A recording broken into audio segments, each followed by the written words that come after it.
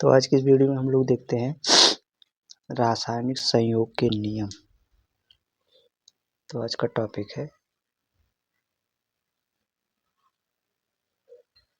Law of chemical combination.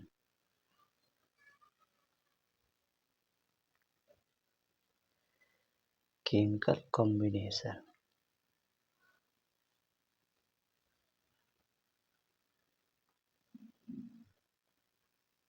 ठीक, इसको हिंदी में कहते हैं रासायनिक संयोग के नियम।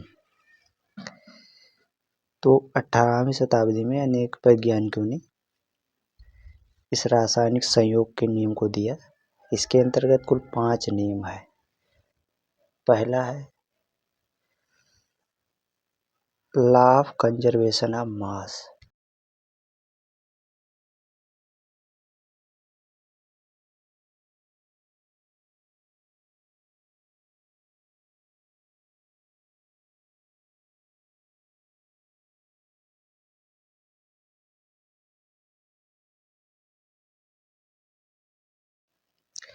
दूसरा है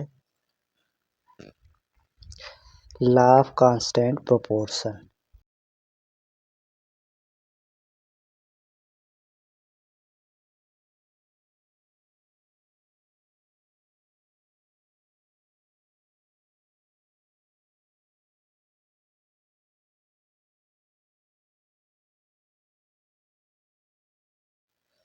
इसको बोलते हैं, हिंदी में बोलते हैं इसको स्थिर अनुपात का नियम। ठीक, क्या बोलते हैं इसको? स्थिर अनुपात का नियम। तीसरा है लॉ ऑफ मल्टीपल प्रोपोर्शन।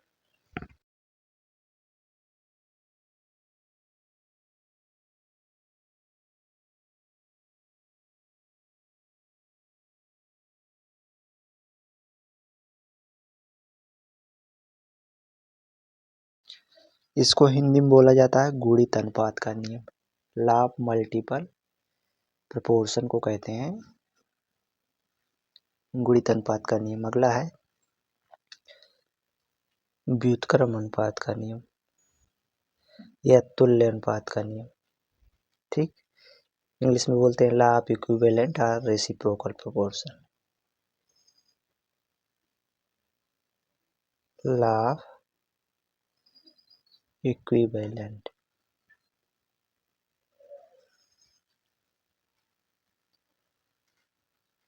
और रेसिप्रोकल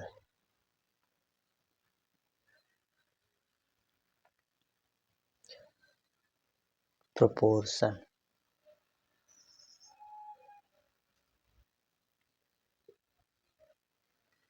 ठीक, इसको बोलते हैं हिंदी में तुल्य या व्युत्क्रम अनुपात का नियम। और पांचवा है Gay Lussac's law of gaseous value.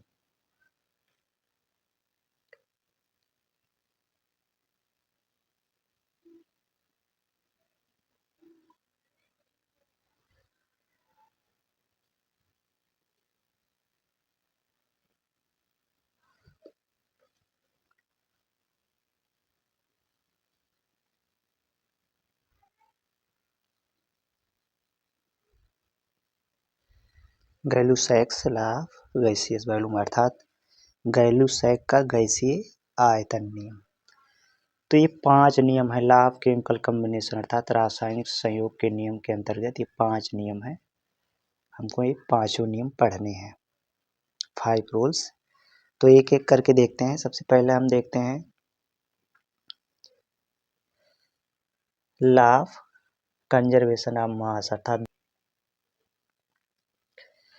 तो ये नियम क्या कहता है?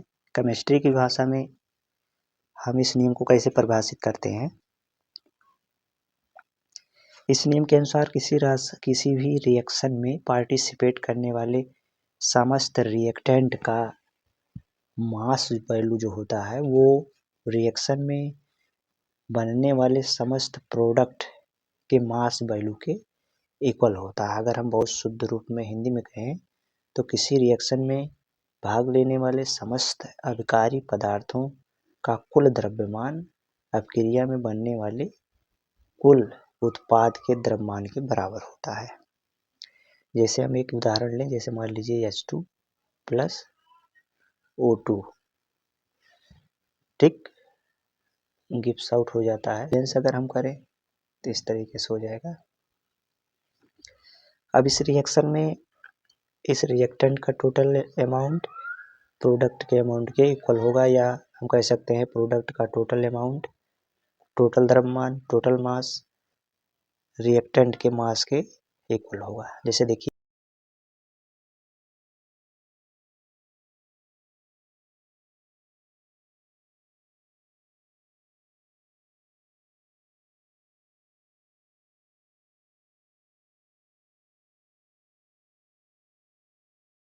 कर दें तो 4 + 32 हो जाएगा 36, ठीक।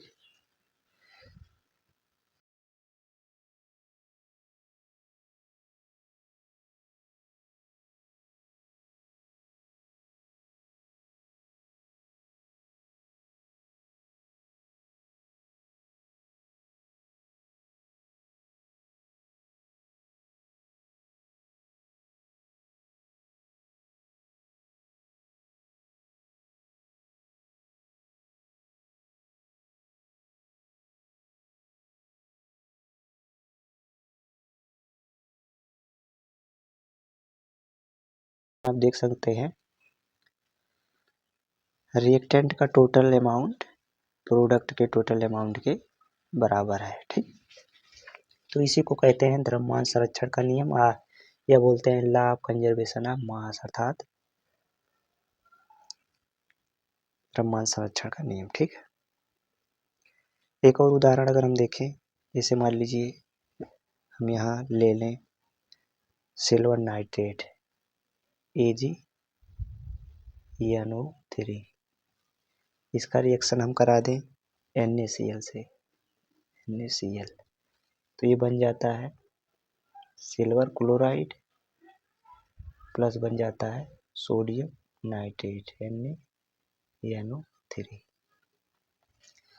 यहाँ यदि हम देखिए सोडियम क्लोराइड अगर हम 5 यानी 5.85 ले लें, 5.85 ग्राम, और सिल्वर नाइट्रेट अगर हम 17 ग्राम ले लें, तो ये प्रोडक्ट जो बनता है वो बनता है सोडियम नाइट्रेट, ये बन जाता है 8.5 ग्राम, और सिल्वर क्लोराइड जो बनता है ये बनता है 14.35 ग्राम। अब इनको अगर हम ऐड कर दें तो ये बन जाता है 22.85 ग्राम, और इनका भी टोटल योग जो होगा वो होगा 22.85 ग्राम। तो इस तरीके से हम देखते रहे हैं रिएक्टेंट का टोटल मास वैल्यू प्रोडक्ट के टोटल मास वैल्यू के इक्वल है। क्या है? रिएक्टेंट का टोटल मास वैल्यू प्रोडक्ट के टोटल मास वैल्यू के इक्वल है।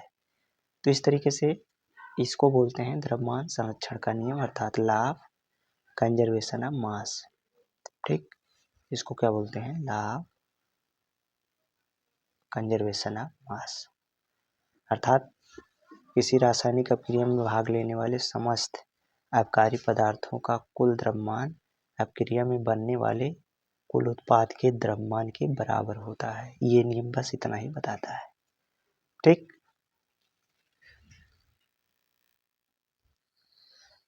अगला देखिए, अगला हम देखते हैं लॉ ऑफ कांस्टेंट प्रोपोर्शन। तो ये क्या बताता है? ये बताता है कि किसी भी केमिकल कंपाउंड के बनने में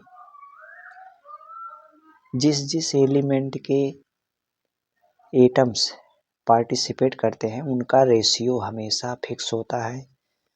फिर वह कंपाउंड या यौगिक चाहे जिससे विधि से बनाया जाए या चाहे जहाँ से प्राप्त किया जाए, ठीक। जैसे देखिए फॉर एग्जाम्पल अगर हम देखें,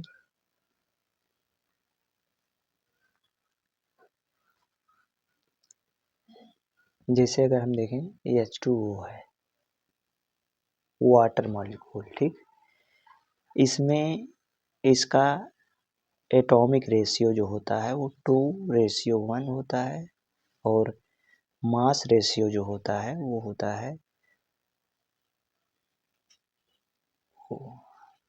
1:8 के, ठीक, या इसका एटॉमिक रेशियो जो होगा वो 2:1 ही होगा। तो लॉ ऑफ कांस्टेंट प्रोपोर्शन यही बताता है कि किसी केमिकल कंपाउंड को चाहे जिस चीज से बनाई जाए, चाहे जहाँ से प्राप्त किया जाए, उस कंपाउंड में एलिमेंट्स के मास रेशियो हमेशा निश्चित होते हैं। तो इसमें एटॉमिक रेशियो 1:2 है, द्रव्यमान रेशियो जो होगा वो 12 रेशियो हो जाएगा 32, और काट सकते हो तो ये 3:8 के रेशियो में ही होगा। तो ये नियम ही बताता है, ठीक, किसी भी पदार्थ को चाहे जहाँ से प्राप्त किया जाए या चाहे जिस विष से बनाया जाए या चाहे जिस विष से प्राप्त किया जाए, उसके एटम्स के मास का रेशियो हमेशा फिक्स होगा, ठीक, बस इतना सा। इस नियम को दिया किसने? तो इस नियम को J.L. प्रोस्ट एक वैज्ञानिक थे जो 1779 यानी 1779 में दिया था, ठीक। और इसको किसने दिया था? इसको दिया था एक वैज्ञानिक थे लियोसियर, ठीक, या इनको लियोसियर भी कहते हैं। 1774 में दिए थे, 1774 में दिए थे, लियोसियर एक वैज्ञानिक थे, ठीक।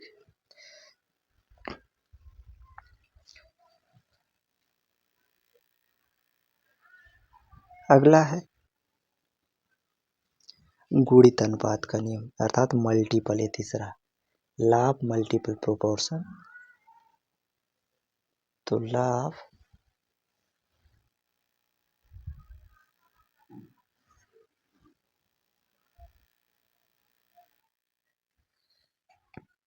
Of multiple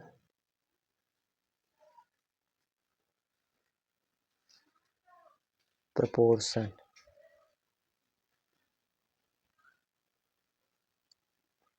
law of multiple proportion क्या कहता है और इसको दिया किसने? तो एक वैज्ञानिक थे जॉन डाल्टन, जिन्होंने 1803 ईस्वी में इसको दिया। इनके अनुसार दो तत्वों के परमाणु अलग अलग, मतलब दो तत्वों के परमाणु आपस में मिल करके जब एक से अधिक यौगिक बनाते हैं तो उन सभी यौगिकों में एक का भारात्मक अनुपात स्थिर रहता है और दूसरे का एक गुणित अनुपात में चेंज होता है, तो इसी को गुणित अनुपात का नियम कहते हैं। जैसे देखिए कार्बन और ऑक्सीजन, ये आपस में मिलकर एक कंपाउंड बनाते हैं कार्बन मोनोऑक्साइड, एक बनाते हैं कार्बन डाइऑक्साइड। इनमें भारात्मक अनुपात 12:16। अब इनका हम देखते हैं 12:32। तो एक का तो स्थिर है, दूसरे का एक निश्चित अनुपात में चेंज हो रहा है गुणित अनुपात में, तो इसी को बोलते हैं गुणित अनुपात का नियम। तो इन्होंने बताया दो तत्वों के परमाणु आपस में मिल करके जब एक या एक से अधिक यौगिक बनाते हैं तो उन सभी यौगिकों में एक का भारात्मक अनुपात यदि स्थिर रहता है और दूसरे का एक गुणित अनुपात में चेंज होता है तो इसी को गुणित अनुपात का नियम कहते हैं। बस सिंपल सा इतना सा है, ठीक। तो ये भी हो गया। फोर्थ है लॉ ऑफ इक्विवेलेंट और रेसिप्रोकल प्रोपोर्शन, अर्थात व्युत्क्रम अनुपात का नियम, ठीक। इसको एक वैज्ञानिक थे रिक्टर, तो उन्होंने 1792 में दिया, 1792 में दिया, 1792 में दिया, ठीक। वैज्ञानिक थे रिक्टर कि दो तत्वों के परमाणु अलग अलग तीसरे तत्व के परमाणु से जिस भारात्मक अनुपात में संयोग करते हैं, यदि उसी भारात्मक अनुपात में स्वयं संयोग करते हैं तो इसको बोलते हैं व्युत्क्रम अनुपात का नियम।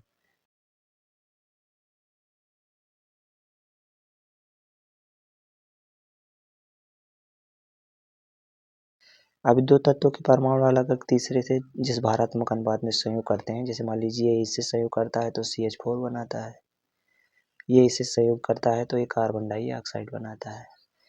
इसमें इनका भारात्मक अनुपात अगर हम देखें तो इसमें हो जाएगा 12:4 हो जाता है। अगर और काट दें तो इसको हो जाएगा 3:1 के। ठीक, इसमें हम देखते हैं 12 रेशियो हो जाएगा 32 और काट दें 3 रेशियो हो जाएगा 8। तो देखिए ये ऑक्सीजन कार्बन से संयोग करता है तो ऑक्सीजन का रेशियो 8 है, भारात्मक रेशियो, भार रेशियो। ठीक, और हाइड्रोजन कार्बन से संयोग करता है तो हाइड्रोजन का रेशियो जो होता है 1 है। अब 1 और 8 के रेशियो में अगर ये स्वयं संयोग करते हैं तो वाटर बनाते हैं। ठीक,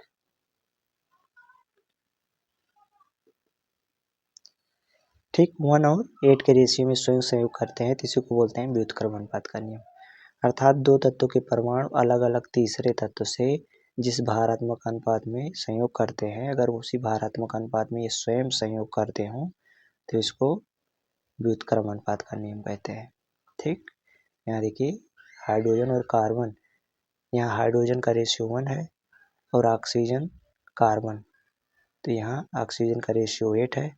इसी 1 और 8 के रेशियो में स्वयं संयोग कर रहे हैं और वाटर बना रहे हैं तो इसको बोलते हैं व्युत्क्रम अनुपात का नियम।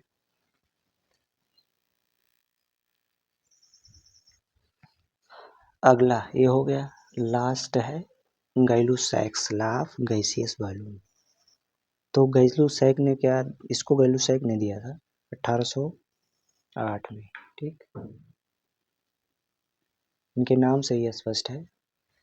ठीक, इनके अनुसार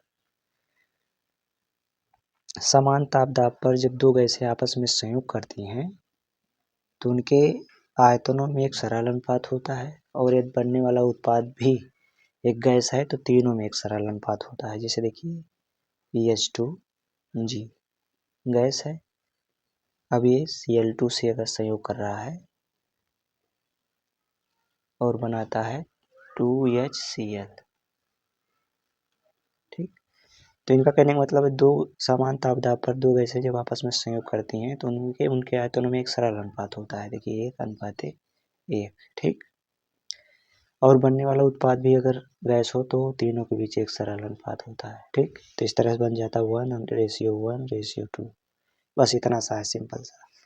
फिर से देखिए इनके अनुसार दो गैसें जब आपस में समान तापदाब पर दो गैसें जब आपस में संयोग करती हैं तो उनके आयतनों में एक सरल अनुपात होता है, और इनके अपक्रिया के दौरान बनने वाला उत्पाद भी, अर्थात इसको हम इस कह सकते हैं, संयोग का मतलब है रासायनिक अपक्रिया करना। समान तापदाब पर जब दो गैसें आपस में अपक्रिया करती हैं तो उनके आयतनों में सरल अनुपात होता है, और अपक्रिया के फलस्वरूप बनने वाला उत्पाद भी अगर गैस है तो तीनों में अर्थात इन दोनों में अर्थात समस्त अपकारी पदार्थों और उत्पादों में एक सरल अनुपात होता है। ठीक, इसी को बोलते हैं गैलुसैक्स लॉ ऑफ गैसियस वॉल्यूम। यहाँ देखिए 1:1:1:2 के रेशियो में बन रहे हैं। ठीक, या और एग्जाम्पल अगर लेना चाहो तो आप ले सकते हो N2 + 3H2। ठीक, और ये बना लेते हैं 2NH3। ठीक, यहाँ देखिए 1:3, ये 3 है और यहाँ बन रहा है 2 रेशियो। ये सरल अनुपात है ना, और ज़्यादा इसको सरल नहीं किया जा सकता। ठीक, तो इसी को बोलते हैं गैलुसैक्स लॉ ऑफ गैसियस वॉल्यूम। सरलतम अनुपात में ये होते हैं। ठीक।